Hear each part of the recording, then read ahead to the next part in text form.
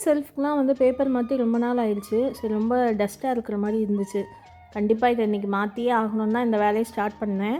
ஆனால் ஸ்டார்ட் பண்ணதுக்கப்புறம் தான் தெரிஞ்சது இந்த வேலை இன்றைக்கி எடுத்தது ரொம்ப தப்புன்னு. ஏன்னா நாளைக்கு விநாயகர் சதுர்த்தி. எல்லாம் 6 மணிக்கு நான் ஆரம்பித்த வேலை ஈவினிங் 9 மணி வரைக்குமே என்னை வச்சு செஞ்சிருச்சு. ஃபஸ்ட்டு ஷெல்ஃபில் இருக்கிற எல்லா சம்பளத்தையும் எடுத்து அதில் இருக்கிற திங்ஸ்லாம் வேறு ஒரு இதில் மாற்றிட்டேன்.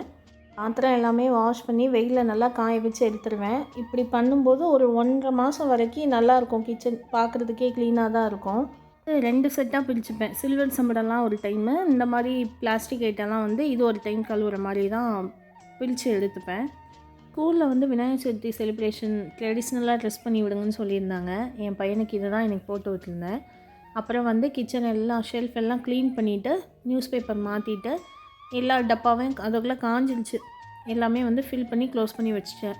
இந்த க்ளீனிங்கில் வந்து ஒரு சந்தோஷம் இருக்குது. நம்ம ஃபஸ்ட்டு பார்த்ததை விட க்ளீன் பண்ணிவிட்டு நம்ம கிச்சனை பார்க்கும்போது என்னமோ ரொம்ப அது ஹாப்பியாக இருக்கும். நான்லாம் ரொம்ப நேரமாக நின்று பார்த்துட்டே இருப்பேன். அழுக்காயிடக்கூடாதுன்னு அப்பப்போ தொடச்சிட்டே இருப்பேன். ஆனால் இது வந்து ரொம்ப நாள் நீடிக்காது.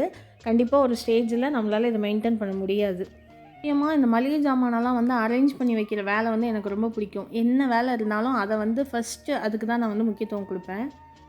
என்னோடய கிச்சன் வீடு இப்படி தான் இருக்குது. இனிமேல் இதை வந்து நம்ம பெருக்கிட்டு தொடச்சி விட்றது தான் வேலை. பெட்ஷீட் எல்லாமே வந்து துவைக்க போட்டுட்டேன்.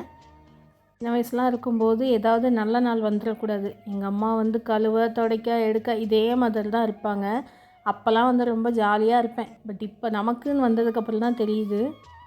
ஆனால் ஒன்று, நான் ஆஃபீஸ் போகும்போதெல்லாம் இந்த ஆஃபீஸ் வேலையை கூட நம்ம 8 ஹவர்ஸ் தான் முடிச்சுட்டு வந்துடலாம். பட் இந்த வீட்டு வேலை எப்படின்னா ஒன்றை தொட்டால் இன்னொன்று தொட்டால் இன்னொன்று அந்த மாதிரி போய்கிட்டே இருக்குது. அதுக்கு வந்து ஒரு முடிவே இல்லாத மாதிரி தான் இருக்குது. நான் வேலையை முடிச்சுட்டு குளிச்சுட்டு வந்துட்டேன். இன்றைக்கி வந்து எனக்கு பழைய சாதமும் தயிர் தான். எல்லாம் முடித்ததுக்கப்புறம் கிச்சன் இப்படி தான் இருந்தது.